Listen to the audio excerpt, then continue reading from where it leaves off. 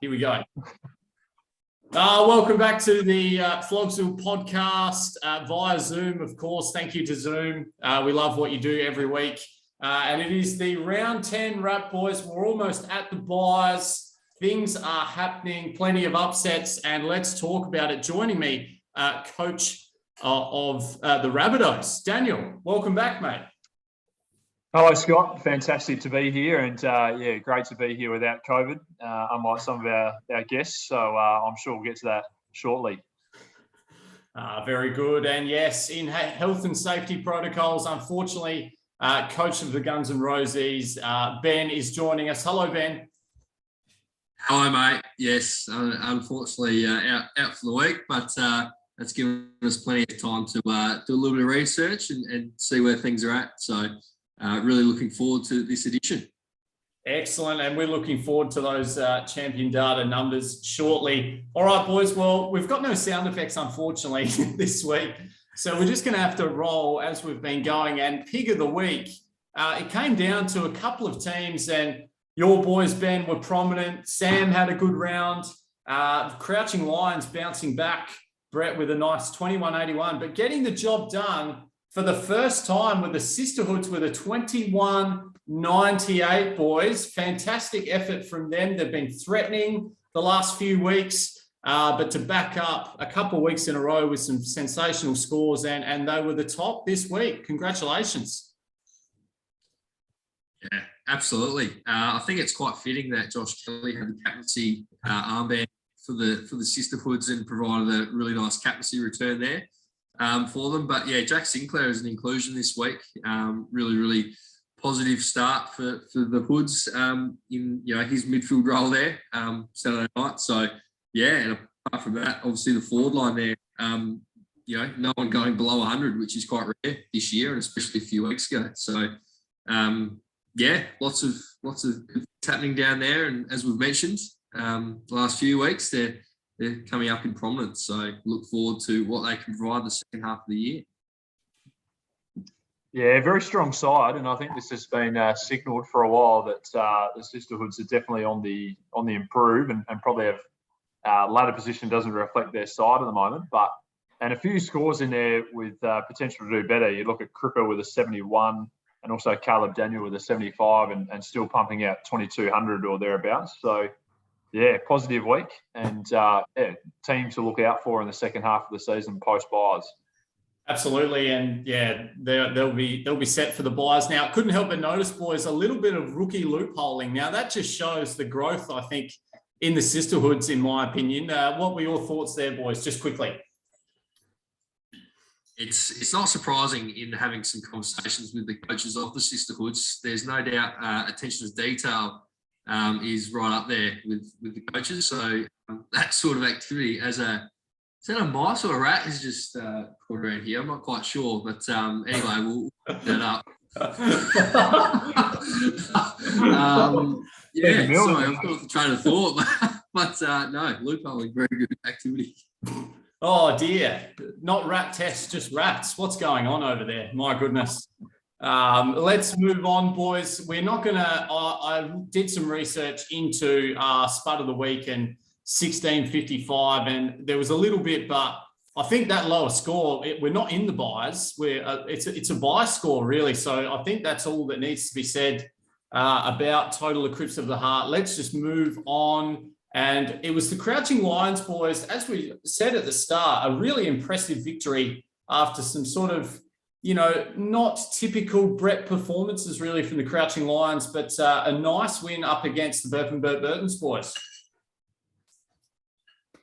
Clayton Oliver just going enormous on the 151, which I'm sure is going to come up in a few matchups there, but not a huge. We've got a decent amount of pods, I guess, but the differences for me really come from, as we said, Clayton Oliver with that 151. You look on the other side of things, you've got Laird with a 97, Doherty with an 89, and Heaney with a 77. Not terrible scores, but just not quite at that level. And when you've got a pod who's going above 140, 150, that's pretty hard to match up on. So, yeah, an important win for the Crouching Lions, a good side, but, potentially had been on the slide going into this week.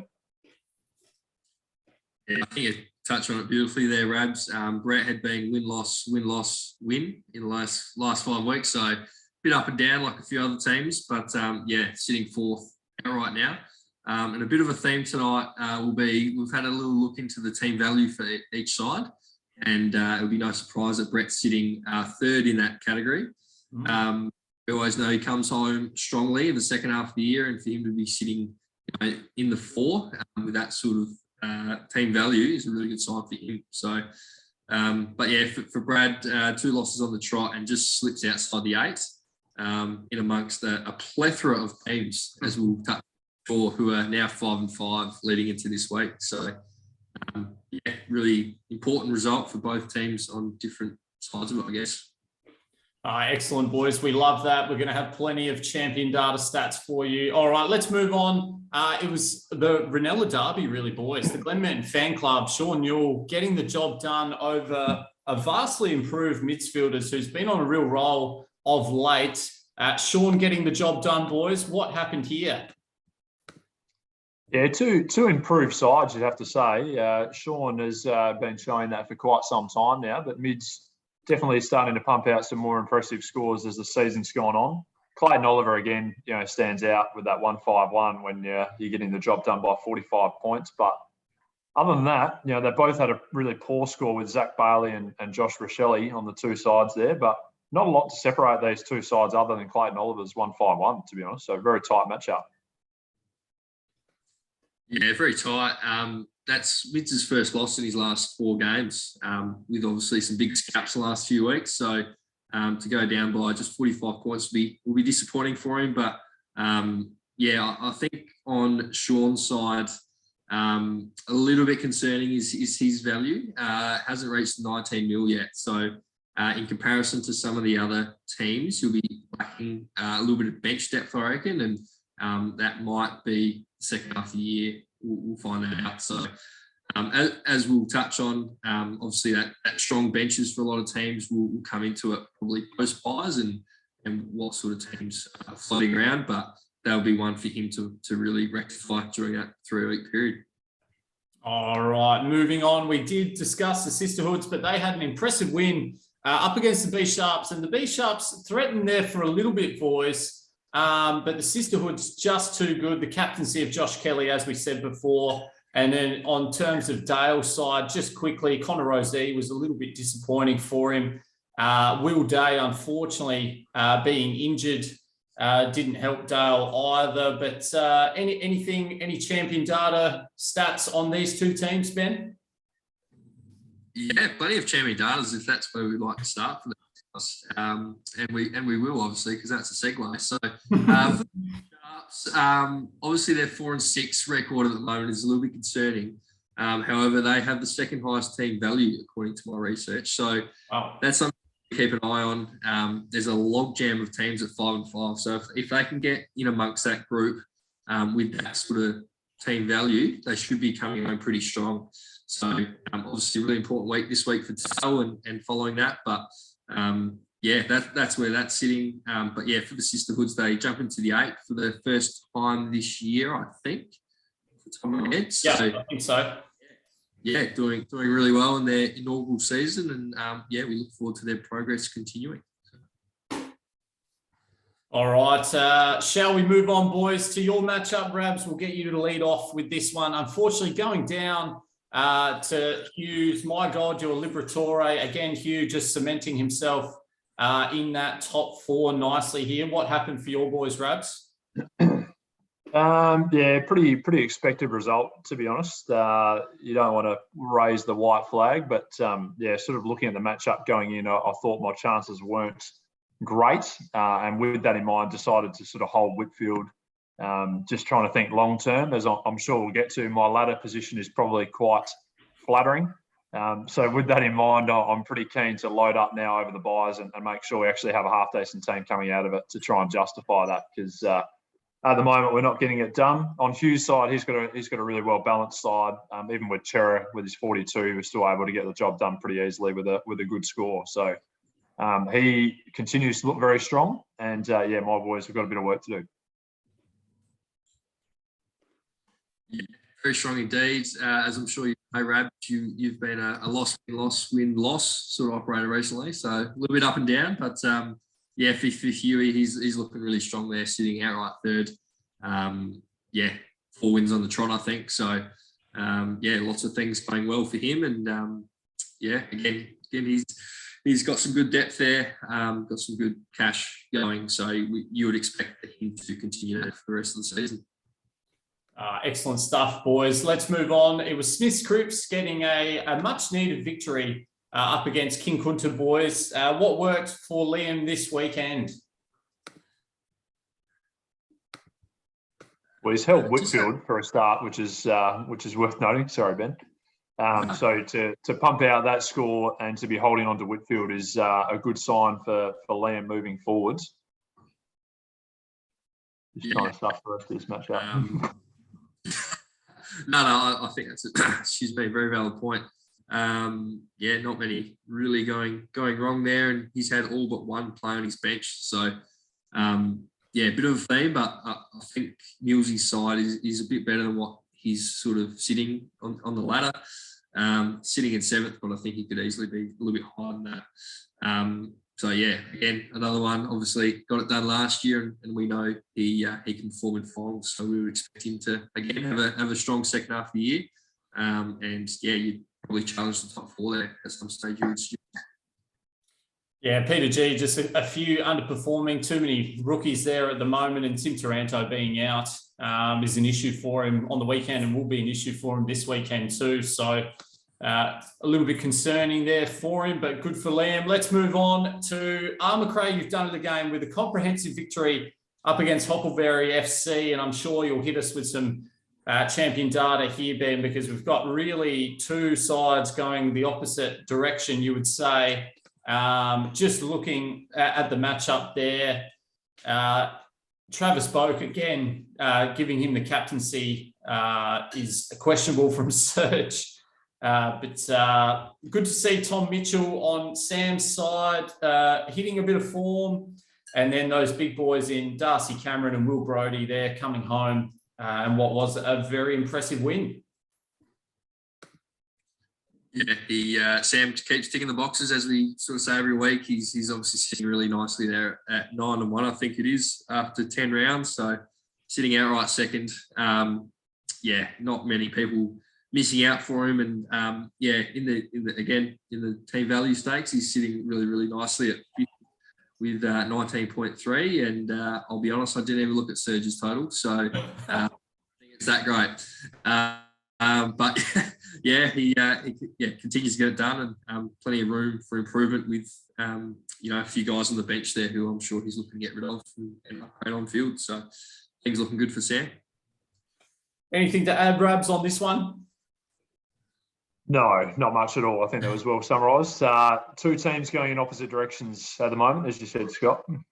Perfect. All right, let's move on. It was Team GC coming up with an impressive victory, getting the job done over my boys in what was, a frustrating weekend. Started off with Cripper and Adam Chera, unfortunately, being below par what they've been dishing up recently. So that was a frustrating start. And then Saturday night, just disbelief, boys. At the end of the game, at a family event, so wasn't able to check the scores or anything like that. So that was a blessing, I think. But to see Mason Redmond and 133 in the same sort of, I don't know, just together was bizarre. But credit to Zach's unique team. We love unique teams, and Jai Newcomb has been a terrific pickup for him. He pumped out his highest score of the year. Will Brodie, my nemesis, once again delivering. And then Kadeen Coleman also overperforming. So, yeah, fantastic performance for Team GC. And my boys, just a few underperformings there and chasing a captain score because Team GC was happy with a Lockie Neal C, and sort of was tossing up Zorko or Cornelio as captain and went with Zorko, and that was unfortunate. But a few losses in a row. I'm sure you'll delve into that, Ben. Yes, for sure, Will. I think Mason Redmond, obviously a name you mentioned there, Scotty. I think it's quite fitting in a way that he's now had a week's suspension. So, the good and the bad all within about 3 days of each other. But no, to be fair, he's ticked along quite nicely. Team GC, 2 on the trot. And he's putting some really nice performances together. His dollars are getting up there a little bit more than I thought. I don't think these wins have come completely out of nowhere. So, but for yourself, Scotty, unfortunately, 3 losses on the trot, and you're one of those 5 and 5 sides in the middle there. So, obviously important week this week. But hopefully for Zach, he can deal with Mason's week off and move on. Any champion datas on the last time that Team GC won 2 games in a row? Oh. It'll be some great analysis, Daniel, but no, unfortunately the research hasn't gone back that far. The database didn't quite compute that sort of information. It thought I was asking a ridiculous question. But, Unrelated note, I didn't realise till now, I'm wearing a red jumper, so that's just salt into the wounds even more. Let's move on, boys, swiftly. Let's move on. It was phenomenal up against your boys, Ben. The Guns N' Roses getting the job done, 10-0. It looked like on Sunday that Tom was going to pull off quite the upset here, and Clayton Oliver's 150, and then Brayshaw and Brody come home strong for you, Ben. Yeah, you're quite right. Up until about 6 o'clock on Sunday afternoon, I was not confident at all. Obviously, I made some really good moves in bringing Sinclair and Darcy Cameron in, who both scored 110 plus. And then, as you mentioned, Clary going big on Saturday, put us behind the 8 ball. But, Brody and Brayshaw, I think it was 94 they needed between them in the last quarter, and they got it with 6 minutes to go, which was obviously relieving. Unfortunately for Tom, that's 4 on the trot now for him as losses, and slips way down to 12th. So, it's been a really disappointing month for him, and plenty for him to work on. But nice to win and keep that ball rolling. So no, there you go. And just I don't know, but I don't like sniffing out a bit of collusion. But the sisterhoods and Tom both bringing in Jack Sinclair, and Tom getting on the Darcy Cameron train. Just sort of role reversal, I think now. One team in one direction, one team in the other, maybe. I don't know. That's in their tail a bit, Scotty. Is that what you're suggesting? I think it says a bit. The sisterhoods are ticking a lot of boxes at the moment. All right, let's move on to our next matchup, boys. The Keys with a massive win against Total Eclipse of the Heart. Jake with a couple of strong wins in a row now, boys. He belted my side last week, and he's come here to play. And he's got the job done with a nice score. Yeah, a real percentage booster if we played percentage, which we don't for Jake. So, really impressive performance from the Keys. He's continues to improve as the year's gone on, and definitely the strongest performance I think we've seen from him really in any season of fantasy. So, lots of positives on his side. I think on Hill's side, we've discussed that a lot this year, that there's a lot going wrong, particularly when his captain's choice was actually pretty solid. To have such a low score is quite concerning. But, as we've said, Jake's team is still, there or thereabouts and pumping out good scores. So, he's sort of trending in the right direction at the moment. He's certainly doing that, Rabs. 2 wins on the trot, but I think we've mentioned a few times tonight. There's 7 teams on 5 and 5, and you mentioned the percentage there. We obviously don't play that anymore. We play the points for. So, there's only 250 points separating 7th from 12th with that same record. So, having one win or one loss can be a big difference. It seems so. Just thought that was quite interesting. Today there's not many points difference from those teams, showing how tight it is this year. Well said, Ben. It is extremely tight. And as we look ahead to this weekend, boys, a crucial matchup, our last set of matchups before the 3-week bye period where everyone goes away and tries to improve their teams. Let's start with a quick analysis. Crouching Lions up against the Glen Mountain Fan Club. Fantastic opportunity here for Sean, or will Brett continue that strong form? Tough one to call this one. I think, Crouching Lions have got to be the favourites.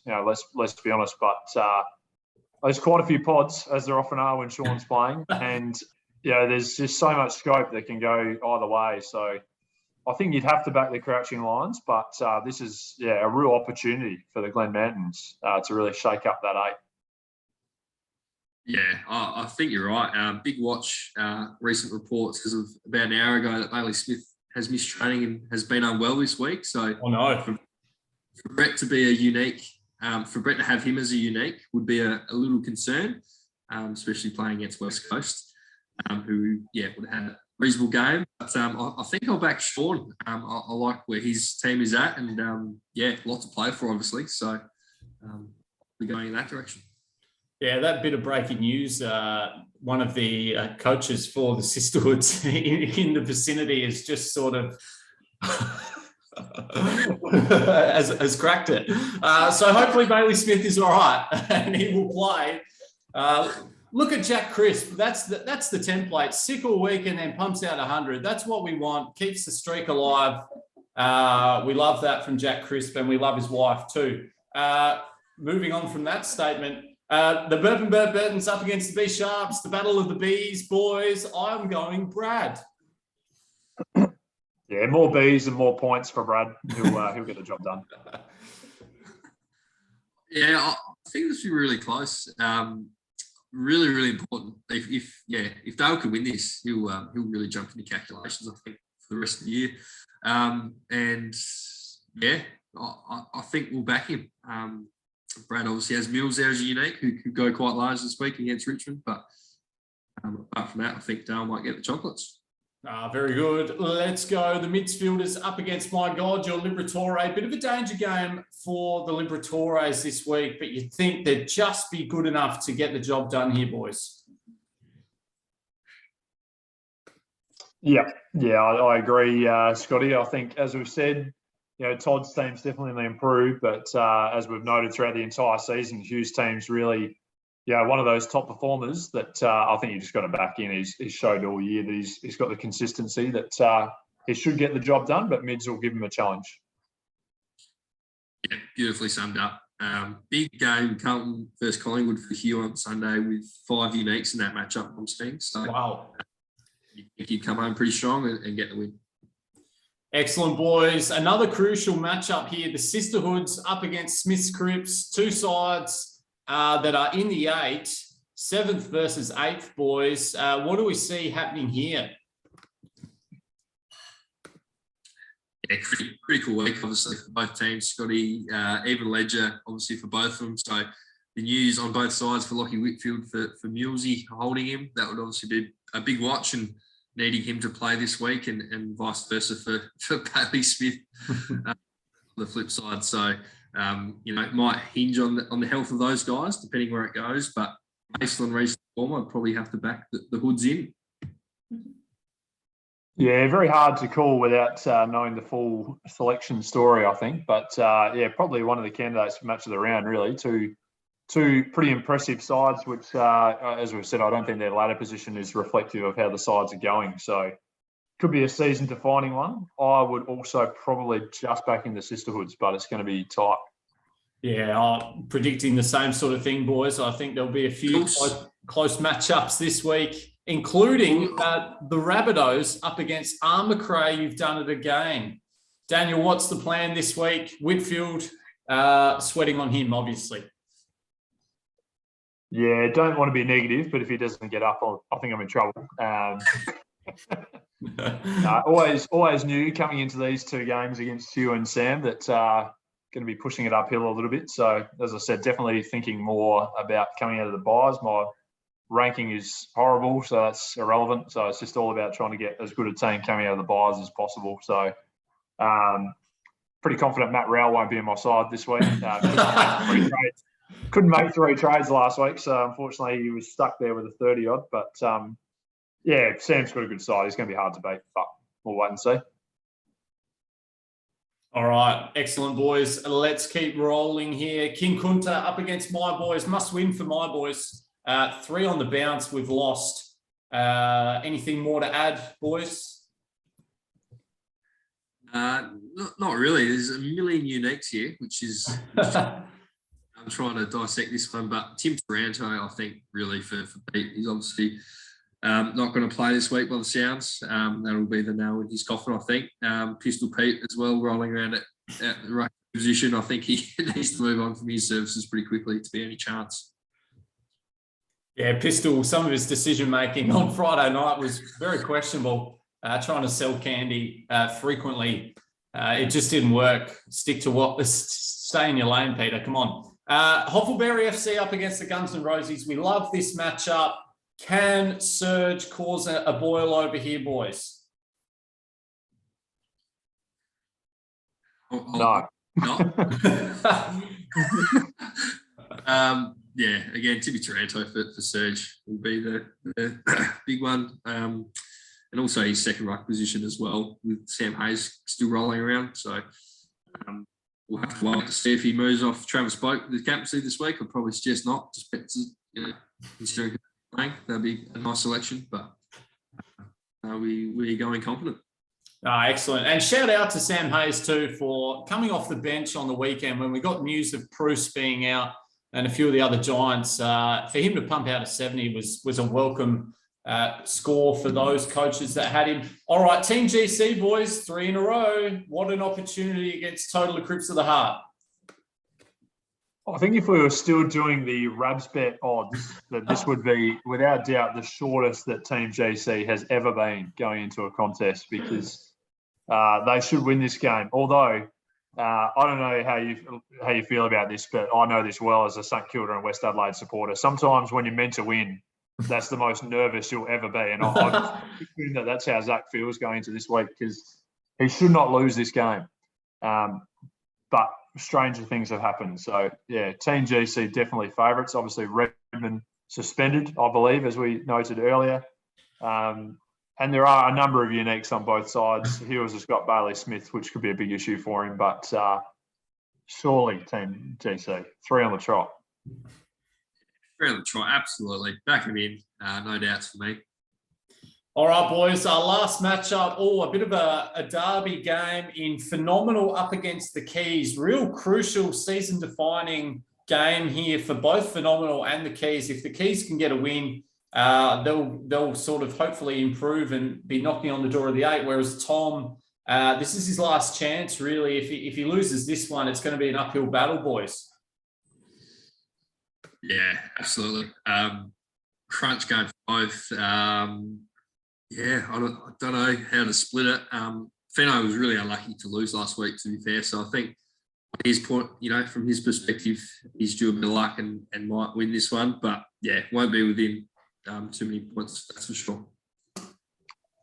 Yeah, massive contest. I think this goes with the other game we were talking about as potentially match of the round, just given the ladder context.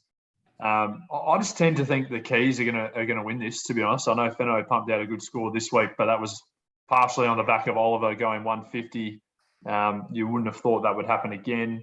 Jake's got some guys who are in pretty good form with Brody and Stewart. Obviously, Zorko sort of underperformed on the weekend, so it's going to be very, very tight. But I think the Keys might just get the job done here, which would be a big win.